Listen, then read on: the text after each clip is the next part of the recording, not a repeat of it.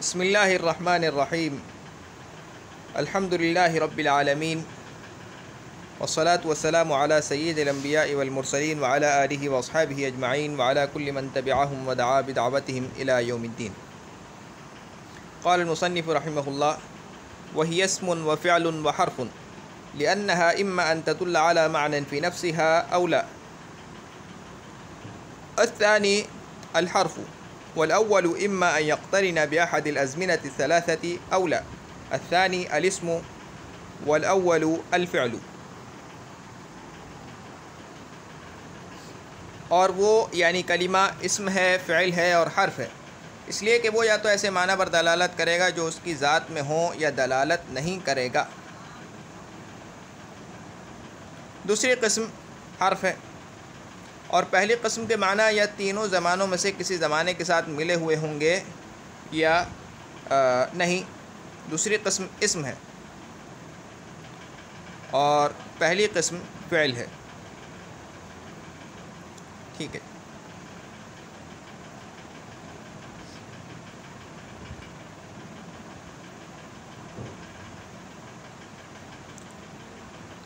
قولہ وہی اسم، کلمے کی تعریف سے فارغ ہونے کے بعد یہاں سے مصنف کلمے کی اقسام بیان فرما رہے ہیں۔ فرماتے ہیں کہ کلمے کی تین قسمیں ہیں، اسم، فعل، حرف۔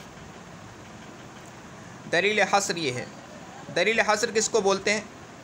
کہ ہم نے کہا کہ بھائی کلمے کی تین قسمیں، یعنی کلمے کی تین ہی قسمیں ہیں، چار نہیں ہیں، پانچ نہیں ہیں، دو نہیں ہیں۔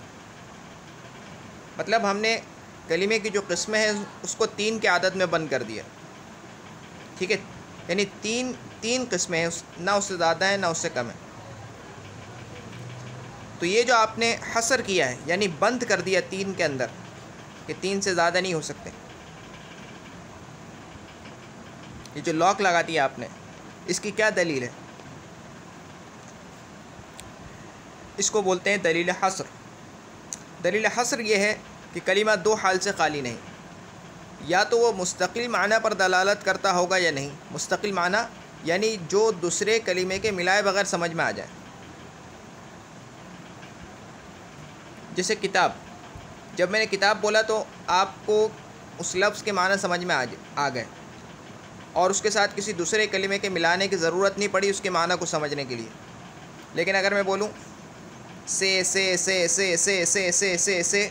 تو آپ کو کچھ سمجھ میں نہیں آئے گا جب تک کہ میں آگے پیچھے کوئی دوسرا کلمہ نہ ملاؤں، جیسے کراچی سے لاہور تک۔ تو مستقل معنی کا کیا مطلب ہے؟ وہ معنی جو دوسرے کلمے کے ملائے بغیر سمجھ میں آ جائے اسی کلمے سے۔ تو کلمہ دو حال سے خالی نہیں، یا تو وہ مستقل معنی پر دلالت کرتا ہوگا، یعنی اپنے معنی پر دلالت کرنے میں، اپنے معنی بتانے میں کسی دوسرے کلمے کا محتاج نہیں ہوگا یا محتاج ہوگا۔ تو مستقل معنی پر دلالت کرتا ہوگا یا نہیں۔ اگر مستقل معنی پر دلالت نہیں کرتا تو وہ حرف ہے، جیسے من، یہ مستقل معنی پر دلالت نہیں کرتا کیونکہ اس کے معنی دوسرے کلمے کے ملائے بغیر سمجھ میں نہیں آتے۔ اگر مستقل معنی پر دلالت کرتا ہے تو پھر وہ دو حال سے خالی نہیں، یا تو وہ معنی تینوں زمانوں یعنی ماضی، حال، مستقبل میں سے کسی زمانے کے ساتھ ملے ہوئے ہوں گے یا نہیں۔ اگر وہ معنی تینوں زمانوں میں سے کسی زمانے کے ساتھ ملے ہوئے نہ ہوں تو وہ اسم ہے، جیسے رجل، یہ اپنے معنی یعنی مرد پر دوسرے کلمے کے ملائے بغیر دلالت کرتا ہے، اور یہ معنی تینوں زمانے میں سے کسی زمانے کے ساتھ ملے ہوئے نہیں ہیں۔ اور اگر وہ معنی تینوں زمانوں میں سے کسی زمانے کے ساتھ ملے ہوئے ہیں تو وہ فعل ہے، جیسے ضربہ۔ ضربہ کا مطلب ہے مارا اس نے، یعنی زمانہ ماضی میں۔ یہ اپنے معنی مارنے پر دوسرے کلمے کے ملائے بغیر دلالت کرتا ہے، اور یہ معنی تینوں زمانوں میں سے کسی زمانے کے ساتھ یعنی ماضی کے ساتھ ملے ہوئے ہیں۔ قولہ معنی فی نفسہا، یہ جو آیا ہے دلیل حصر میں، لأنها اما ان تدل على معنی فی نفسہا، اس کی ابھی ہم بتا بھی چکے ہیں کہ وہ معنی جو نفس کلمہ میں ہو، یعنی کلمے کی ذات میں ہو، اس سے مراد مستقل معنی ہے، یعنی ایسے معنی جو دوسرے کلمے کے ملائے بغیر سمجھ میں آ جائیں۔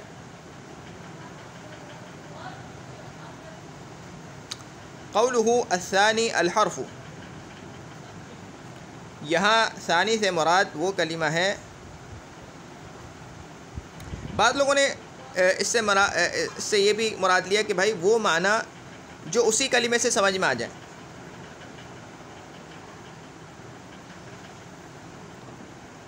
وہ معنی جو بعض لوگوں نے یہ کہا کہ وہ معنی جو اس کی کلمے کی جو نفس کلمہ میں ہو، بعض لوگوں نے کہا کہ وہ معنی جو وہ کلمہ خود سے ان معنی پر دلالت کر لے، بغیر کسی دوسرے کلمے کے ملائے بغیر خود سے وہ معنی کلمہ بتا رہا ہے، تو بعض لوگوں نے یہ بھی کہا ہے۔ خیر یعنی مطلب ایک ہی بات، یہ مطلب ایک ہی نکل رہا ہے دونوں کی باتوں کا، بس اس سے مراد مستقل معنی یعنی ایسے معنی دوسرے کلمے کے ملائے بغیر سمجھ میں آ جائیں، تھوڑا سا فرق ہے بس، مطلب واقعی ایک ہی نکل رہا ہے۔ قولہ الثانی الحرف، یعنی ثانی سے مراد وہ کلمہ ہے جو مستقل معنی پر دلالت نہ کرے، یعنی جس کے معنی دوسرے کلمے کے ملائے بغیر سمجھ میں نہ آئے، ٹھیک ہے۔ قولہ الثانی الاسم والاول والفعل، یہاں ثانی سے مراد وہ کلمہ ہے جو ایسے معنی پر دلالت کرے جو دوسرے کلمے کے ملائے بغیر سمجھ میں آ جائیں اور تینوں زمانوں میں سے کسی زمانے کے ساتھ ملے ہوئے نہ ہوں، اور اول سے وہ کلمہ مراد ہے جو ایسے معنی پر دلالت کرے جو دوسرے کلمے کے ملائے بغیر سمجھ میں آ جائیں اور تینوں زمانوں میں سے کسی زمانے کے ساتھ ملے ہوئے ہوں۔ اگر آپ نے دلیل حصر سمجھ لی ہے اردو میں تو آپ کو یہ عبارت سمجھنے میں اور تشریح سمجھنے میں کوئی دقت نہیں ہوگی انشاءاللہ۔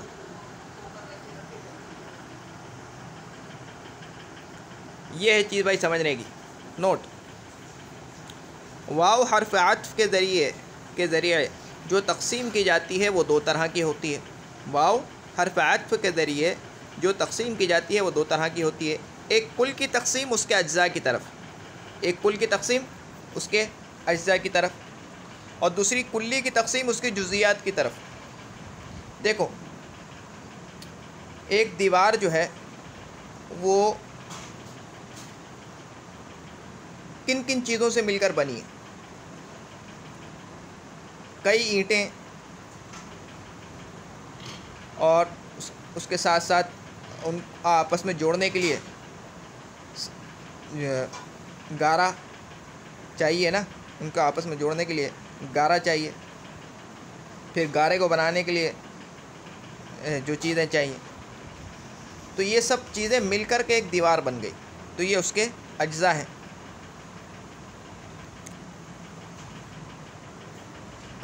سمجھ گئے؟ جیسے کوئی کھانے کی چیز ہے تو مختلف چیزیں مل کر پھر وہ کھانے کی چیز بنتی ہے، تو وہ اس کے اجزاء ہیں۔ اور دوسرا ہوتا ہے کلی کی تقسیم اس کے جزیات کی طرف۔ کلی میں ایسا نہیں ہوتا کہ بہت ساری چیزیں مل کر کوئی ایک چیز بن رہی ہے، نہیں، کلی میں یہ ہوتا ہے کہ ایک چیز عام ہے، اس کے تحت بہت ساری چیزیں آ رہی ہیں۔ جیسے انسان جب میں نے بولا تو اس کے تحت جتنے بھی انسان ہیں وہ سب آ جاتے ہیں، کتاب جب میں نے بولا تو اس کے تحت جتنی بھی کتابیں وہ سب آ جاتی ہیں۔ سمجھ گئے؟ ایک تقسیم کل کی اس کے اجزاء کی طرف اور دوسری تقسیم کلی کی اس کی جزیات کی طرف۔ تو کلی کیا ہے؟ انسان کے جو مفہوم ہوتا ہے، جو انسان کے ذہن میں جو تصویر بنتی ہے وہ مفہوم ہے، وہ دو طریقے کا ہوتا ہے۔ بھائی کسی چیز کی صورت کا انسان کے ذہن میں آنا، وہ جو صورت ہے، جو مفہوم انسان کے ذہن میں آتا ہے، وہ دو طریقے کا ہوتا ہے۔ ایک تو یہ کہ اس طریقے کا مفہوم ہوگا کہ اس میں عقل اس میں شرکت گوارا کرتی ہوگی، عقل کے لحاظ سے دیکھیں تو ہمیں یہ معلوم ہوگا کہ ہاں اس میں شرکت ہو سکتی ہے، وہ ایک سے زیادہ ہو سکتے ہیں۔ مثال کے طور پہ انسان لفظ کی بات نہیں کر رہا، وہ جو انسان کا مفہوم ہے، انسان ہونا یعنی حیوان ہونا، ایسا حیوان ہونا جس میں جو ہے محسوس کرنے کی، اپنے جذبات کی ترجمانی کی صلاحیت ہے، عقل ہے اس کے اندر، ایسا حیوان ہونا۔ تو یہ جو تصور ہے، یہ جب ہمارے ذہن میں آتا ہے تو اس کے ساتھ یہ بھی آتا ہے کہ بھئی یہ ایک چیز نہیں ہے، ایک سے زیادہ ہوں گے۔ عقل اس کو گوارا کرتی ہے، عقل مانتی ہے کہ ہاں یہ ایک سے زیادہ ہو سکتی ہیں۔ وہ الگ بات ہے کہ خارجی دنیا میں وہ چیز پائی جاتی ہے یا نہیں پائی جاتی، ایک پائی جاتی ہے یا ایک سے زیادہ پائی جاتی ہے، لیکن ذہن کے اندر کی بات ہو رہی ہے کہ عقل اس کو گوارا کرتی ہے یا نہیں کرتی۔ اور ایک ہوتا ہے جزئی، جیسے آپ نے بولا زید، تو جیسے آپ نے زید بولا تو عقل اس بات کو گوارا نہیں کرتی کہ یہ زید ایک سے زیادہ ہو۔ اب آپ یہ کہیں گے کہ بھائی بہت سارے زید ہوتے ہیں، ایک ہی محلے میں 10-15 زید ہیں، تو بھائی اس کے دو جواب ہیں۔ ایک تو یہ کہ جب آپ نے ایک آدمی کا نام زید رکھا ہے تو وہ ایک ہی آدمی کا نام زید رکھا ہے نا، جو جتنے بھی زید گھوم رہے ہیں ان کا ایک ہی باری میں تو زید ہم نے نام نہیں رکھا کہ جب ہم بہت سارے زید ہیں تو ان کا نام کس طرح سے رکھتے ہیں، یہ بھی زید ہے، یہ الگ وضع ہے، یعنی یہ اس کو جب ہم نے نام رکھا ہے یہ الگ ہو گیا، پھر دوسرے کا نام رکھا یہ الگ نام رکھنا ہو گیا، الگ الگ اس کی جو اوضاع ہیں، اس کی الگ الگ وضع جو ہیں ایک ہی وضع کے اندر نہیں ہوا، بأوضاع متعددہ ہم اس کو علمی زبان میں کہتے ہیں۔ ایک ہی تو یعنی ایک ہی وقت میں تو ان سب کا نام زید نہیں رکھ دیا نا، ایک کا نام زید رکھا پھر دوسرے کا نام زید رکھ دیا، وہ الگ ہے نام رکھنا، اس کا زید ایک الگ ہے، وہ ایک یعنی وہ الگ ہے اس کا نام رکھنا، یہ الگ اس کا نام رکھنا الگ ہے، اس کا نام رکھنا الگ ہے، ایک ہی طور پر نہیں رکھ دیا۔ جیسے مثال کے طور پر ہم جو ہے ایک کشتی ہے، تو جتنی بھی کشتیاں ہیں ان سب کو ہم ایک ساتھ کشتی بولتے ہیں، ٹھیک ہے بھائی؟ ایسا تو نہیں ہے کہ اس کشتی کو ہم نے پہلے کشتی نام دیا، پھر اس کشتی کو ایک نام دیا، پھر دوسری کشتی کو نام دیا، ایسا تو نہیں ہے۔ لیکن جب ہم کسی کو زید نام دیا تو بھائی دوسرے کے باپ نے اس کو زید نام دیا، تو اس کا نام رکھنا الگ ہے، اس کا نام رکھنا الگ ہے، دونوں نے ایک ساتھ تو نہیں دیا، سمجھ گئے؟ تو یہ جو افراد پائے جاتے ہیں خارج کے اندر بہت سارے، تو ہم کس سے بات کر رہے ہیں؟ کلی اور جزئی کا تعلق ہوتا ہے ذہن کے اندر۔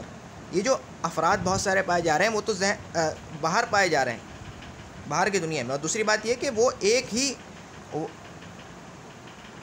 وضع کے اندر ان کا نام نہیں رکھا جاتا، بلکہ وہ مختلف اوضاع کے اندر ہوتا ہے۔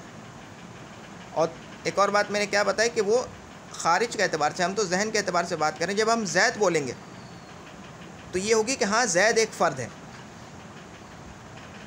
یہ تصور نہیں کہ زید نام کے لوگ، یہ تصور نہیں کیا آپ نے ذہن میں کہ زید کے نام کے لوگ، یعنی زید نام کے لوگ، جتنے بھی زید نام کے لوگ ہیں، یعنی زید کے مسمى وہ آپ نے تصور نہیں کیا، بلکہ زید آپ نے جب بولا تو آپ کے ذہن میں یہ بات ہوگی کہ ہاں ایک ہی شخص ہے، لیکن جب آپ نے بولا انسان تو ہاں آپ کی عقل یہ گوارا کرے گی کہ وہ ایک سے زیادہ ہیں، سمجھ گئے؟ تو جب یہ کلی ہوتی ہے تو دوسری تقسیم اس کی کلی کی اس کی جزئیات کی طرف ہوتی ہے۔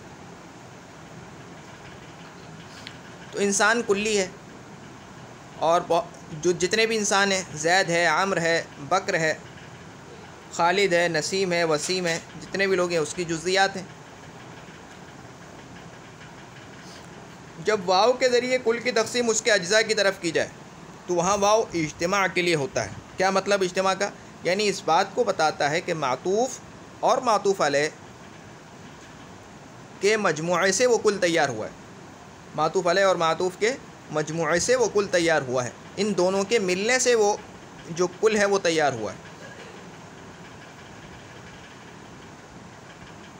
اور جب کلی کی تقسیم اس کے افراد و جزئیات کی طرف کی جائے تو وہاں واو کلی کے افراد و جزئیات کو جمع کرنے کے لیے آتا ہے۔ کیا مطلب؟ یعنی اس بات کو بتاتا ہے کہ معطوف اور معطوف علیہ اس کلی کے افراد و جزئیات ہیں، بس، یعنی اس کلی کے افراد و جزئیات یہ ہیں، یہ نہیں بتاتا کہ ان کے ملنے سے یہ چیز بنی ہے۔ یہ نہیں کہ معطوف اور معطوف علیہ اور معطوف اور معطوف علیہ کے مجموعے سے وہ کلی تیار ہوئی ہے، یہ نہیں بتاتا، چونکہ کلمہ کلی ہے، کلمہ کل نہیں ہے، کلمہ کیا ہے؟ کلی ہے، ایک مفہوم ہے ذہن میں، اور اسم فعل حرف اس کی جزئیات و افراد ہیں، اس لیے یہاں کلمے کی یہ کہا نا وہی اسم و فعل و حرف، یعنی کلمہ اسم ہے، فعل ہے اور حرف ہے، ٹھیک ہے نا. وہی اسم و فعل و حرف، یا جو واو آ رہا ہے کس چیز کو بتا رہا ہے؟ تو اس کی جزئیات و افراد ہیں اسم فعل حرف. اس لیے یہاں کلمے کی اسم فعل حرف کی طرف تقسیم کا یہ مطلب نہیں ہے کہ اسم فعل حرف کے مجموعے کا نام کلمہ ہے، یعنی اسم فعل اور حرف یہ تینوں ملے تو کلمہ بنا. نہیں، ایسا نہیں ہے، بلکہ اس کا مطلب صرف اتنا ہے کہ کلمہ جو کہ کلی ہے اس کی 3 جزئیات و افراد ہیں، یعنی اس سے 3 چیزیں آگے نکلی ہیں. یہ مطلب نہیں کہ 3 چیزیں آپس میں جڑیں تو یہ ایک بن گیا. اس کے اجزاء نہیں ہیں کہ اسم فعل اور حرف کو آپس میں ملایا تو کلمہ بن گیا، ایسا نہیں ہے. بلکہ کلمہ ایک ایسی چیز ہے جو اسم فعل حرف ان تینوں پر بولا جاتا ہے، ٹھیک ہے. ایک عام اسم ہے جو ان میں سے ہر ایک پر بولا جا سکتا ہے، اور اس کی 3 قسمیں بن جاتی ہیں پھر اسم فعل حرف. جیسے انسان ہے، جتنے بھی انسان ہیں ان سب کو انسان کہہ سکتے ہیں، لیکن انسان کی جو جتنے بھی انسان ہیں آپ ان کو انسان کہہ سکتے ہیں. تو انسان کی کتنے افراد ہوں گے؟ بہت سارے. مان لو کہ 5 افراد ہیں. زید، عمر، بکر. چلو 3 مان لو اور آسانی کے لیے 3 مان لو، زید، عمر، بکر، ٹھیک ہے. تو زید کو انسان کہہ سکتے ہیں، بکر کو انسان کہہ سکتے ہیں، عمر کو انسان کہہ سکتے ہیں. لیکن کیا عمر کو زید کہہ سکتے ہیں؟ کیا بکر کو زید کہہ سکتے ہیں؟ تو وہ جو خاص نام ہوگا نا وہ خاص شخص کا ہی نام ہوگا، وہ ہر ایک کو نہیں بول سکتے. یہ کلمہ جو ہے یہ کلی ہے، یعنی ایک عام نام ہے. جتنی بھی اس کی قسمیں ہیں ان میں سے ہر ایک کو کہہ سکتے ہیں. اسم کوئی سا بھی اٹھا لو اس کو آپ کلمہ بول سکتے ہیں، فعل کوئی سا بھی اٹھا لو اس کو آپ کلمہ بول سکتے ہیں، حرف کوئی سا بھی اٹھا لو اس کو آپ کلمہ بول سکتے ہیں. لیکن آپ اسم کو فعل نہیں بول سکتے، فعل کو اسم نہیں بول سکتے، حرف کو فعل نہیں بول سکتے. سمجھ گئے؟ تو اسم فعل حرف کے مجموعے کا نام کلمہ ہے، بلکہ اس کا مطلب صرف اتنا ہے کہ کلمہ جو ایک کلی ہے اس کی 3 جزئیات و افراد ہیں، اسم فعل حرف. ایک اور بات جو کہ علمی ہے، اگر ضمیر مبتدا واقع ہو اور اس کا مرجع مذکر ہو اور خبر مؤنث، ٹھیک ہے بھائی، مبتدا خبر مل کے کیا ہوتا ہے؟ جملہ بنتا ہے، جملہ خبریہ، ٹھیک ہے نا. تو اب مبتدا جو ہے وہ ضمیر ہے، اور ضمیر کا ایک مرجع ہوتا ہے. ضمیر تو کہیں نہ کہیں لوٹ رہی ہوتی ہے نا، تو ضمیر کا ایک مرجع ہوتا ہے، پھر اس مبتدا کی خبر بھی ہے. اب دیکھو، اگر ضمیر مبتدا واقع ہو اور اس کا مرجع مذکر ہے، جہاں وہ لوٹ رہی ہے وہ مذکر ہے، تو جہاں وہ لوٹ رہی ہے وہ مذکر ہے، تو وہ کیا چاہتا ہے کہ بھائی ضمیر کیا ہے؟ ابھی ضمیر نہ مذکر ہے نہ مؤنث. ضمیر ہے یہ پتہ ہے، لیکن مذکر لانی ہے یا مؤنث لانی یہ ابھی طے نہیں ہوا. تو مرجع کیا چاہ رہا ہے کہ مذکر لائی جائے ضمیر، کیونکہ مرجع مذکر ہے. اور خبر مؤنث ہے، خبر چاہ رہی ہے کہ جو ہے کیا لائی جائے؟ ضمیر مؤنث لائی جائے. یا مرجع مؤنث ہو خبر مذکر ہو، اسی کا الٹ کر لو کہ مرجع چاہ رہا ہے مؤنث ہونا اور خبر چاہ رہی ہے مذکر ہونا. تو وہاں ضمیر کو مذکر یا مؤنث لانے میں اگرچہ مرجع کی رعایت کرنا بھی جائز ہے، مرجع یعنی لوٹنے کی جگہ، وہ ضمیر کہاں لوٹ رہی ہے، مگر اولا اور بہتر یہ ہے کہ خبر کی رعایت کی جائے. جیسے یہاں وہی اسم و فعل و حرف میں ہیا ضمیر مبتدا واقع ہے اور اس کا مرجع کلمہ مؤنث ہے اور خبر اسم مذکر ہے. تو یہاں اگرچہ یہ بھی جائز ہے کہ مرجع کی رعایت کرتے ہوئے ضمیر کو مؤنث لائی جائے، چنانچہ مصنف نے ایسا ہی کیا ہے، مگر اولا اور بہتر یہ تھا کہ خبر کی رعایت رکھتے ہوئے ضمیر مذکر لائی جاتی. تو اولا اور بہتر یہ تھا کہ خبر کی رعایت رکھتے ہوئے ضمیر مذکر لائی جاتی ہے، یعنی یہ کہا جاتا ہے وہو اسم و فعل و حرف. ٹھیک ہے، آگے فرماتے ہیں وقد علم بذلك حد كل واحد منها، وقد علم بذلك حد كل واحد منها. اور معلوم ہو گئی اس سے یا اس سے، ٹھیک ہے، اور معلوم ہو گئی اس سے، کس چیز سے؟ دلیل حصر سے. یہ جو دلیل حصر بیان کی ہے اس سے کیا معلوم ہو گیا؟ ان میں سے ہر ایک کی تعریف. اور معلوم ہو گئی اس سے ان میں سے ہر ایک کی تعریف. حد مانے تعریف.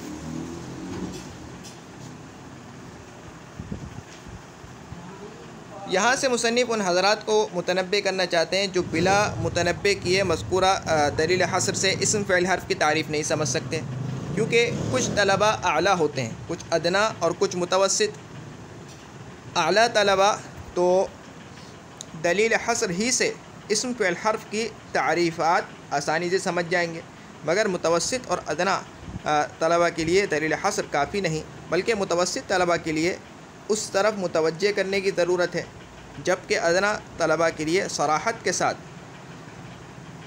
ہر ایک کی الگ الگ تعریف کرنا ضروری ہے. مصنف نے تینوں طرح کے طلبہ کی رعایت کی ہے. اعلیٰ طلبہ کے لیے دلیل حصر لکھی، متوسط طلبہ کو اپنے قول وقد علم بذالک سے متنبہ کیا، اور ادنا طلبہ کے لیے آگے ہر ایک کی الگ الگ تعریف لکھی ہے، چنانچہ وہ آ جائے گی. اب تک کے لیے اتنا ہی. سبحانک اللہم و بحمدک اشہد ان لا الہ الا انت استغفرک و اتوب الیک. سبحان ربک رب العزة عما یصفون وسلام علی المرسلین والحمد للہ رب العالمین. السلام علیکم ورحمۃ اللہ وبرکاتہ.